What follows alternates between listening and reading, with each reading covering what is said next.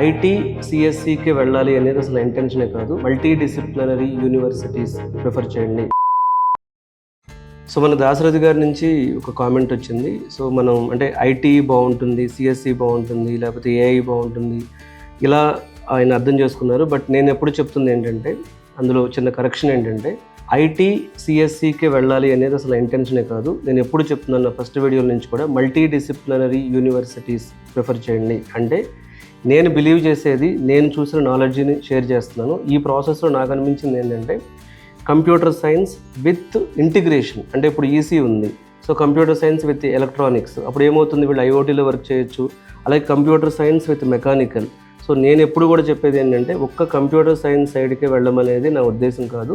Computer సైన్స్కి అసలు ఎందుకు ఎంత క్రేజ్ ఉన్నారనేది కూడా నాకు కూడా కన్ఫ్యూజన్ అది. ఎందుకంటే కంప్యూటర్ సైన్స్ అనేది బయట నేర్చుకోవచ్చు, కోచింగ్ సెంటర్లో నేర్చుకోవచ్చు, మాలాంటి ఇన్స్టిట్యూట్స్లో కూడా నేర్చుకోవచ్చు. కానీ ఈసీ, ట్రిపుల్ లాంటి సబ్జెక్ట్ గెయిన్ చేయడం అనేది కోచింగ్ సెంటర్లో కొంచెం కష్టం. సో నేను ఎప్పుడు చెప్తుంది ఏంటంటే, మల్టీ డిసిప్లినరీ, ఒక బ్రాంచ్ అనేది ఉండదు ఫ్యూచర్ ఆఫ్ ఇంజనీరింగ్లో. ఇవి ఇంటిగ్రేట్ అయిపోతాయి. అంటే సిఎస్సిలో కొన్ని సబ్జెక్ట్స్, ఈసీలో కొన్ని సబ్జెక్ట్స్, మెకానికల్లో కొన్ని సబ్జెక్ట్స్, ఇవన్నీ ఇంటిగ్రేట్ అవుతాయి. అని అలానే ప్రతి చోట టెక్నాలజీ ఉంటుంది, కంప్యూటర్ సైన్స్ ఏం పోదు, ప్రతి చోట టెక్నాలజీ ఉంటుంది. అలాగే కోర్ బ్రాంచెస్, అంటే నేను ప్రెడిక్ట్ చేస్తుంది ఏంటంటే, కోర్ బ్రాంచెస్కి టెక్నాలజీతో ఇంటిగ్రేట్ చేయడం అనేది. సో కాబట్టి అలాగే ఆయన నుంచి వచ్చిన మనకి ఇంకొక అడ్వైజ్ ఏంటంటే, సో స్టూడెంట్స్కి next generation choose something out of their own assessment, understanding and passion. So కంప్లీట్గా నేను అగ్రీ చేస్తానండి నేను. సో ఎవరైనా సరే, నేను నమ్మేది అదే, నేను టీచింగ్ సైడ్ ఉండి సక్సెస్ అయ్యాను. నేను ప్యాషన్తోనే సక్సెస్ వస్తుంది.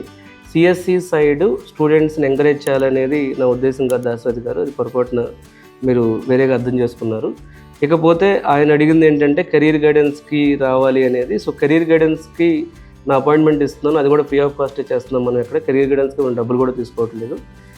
అలాగే సో డెఫినెట్గా దాశరథి గారు చెప్పినట్లుగా నేను ఎప్పుడూ చెప్తుంది ఏంటంటే, కంప్యూటర్ సైన్స్ మాత్రమే క్రేజ్ ఉండటం అనేది కరెక్ట్ కాదు. ఇది కూడా నేను పూర్తిగా దాశరథి గారితో అగ్రీ చేస్తున్నాను. కంప్యూటర్ సైన్స్తో పాటు మీరు ఐఓటీ కానీ, ఎలక్ట్రానిక్ సబ్జెక్ట్స్ కానీ, మెకానికల్ సబ్జెక్ట్స్ కానీ, ఇవన్నీ ఇంటిగ్రేట్ అయ్యి ఒక కొత్త ప్రొడక్ట్స్ని, కొత్త రకమైన ఇన్నోవేషన్స్ బయటకు వచ్చినప్పుడే వరల్డ్ మూవ్ అవుతుంది. Definitely I strongly believe Dasarathi గారు, next generation is going to come up with those kind of things and all. So నా ఉద్దేశంలో ఎక్కడ కూడా కంప్యూటర్ సైన్స్ని మాత్రమే వెళ్ళమని మనం చెప్పట్లేదు.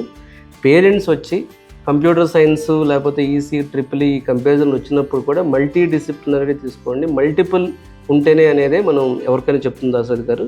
So thanks to giving great input. So డెఫినెట్గా ఇంకా మీకు ఏదైనా ఫర్దర్గా క్వరీస్ ఉంటే కూడా మీరు నా నెంబర్కి తీసుకుని నాతో డైరెక్ట్గా మాట్లాడవచ్చు.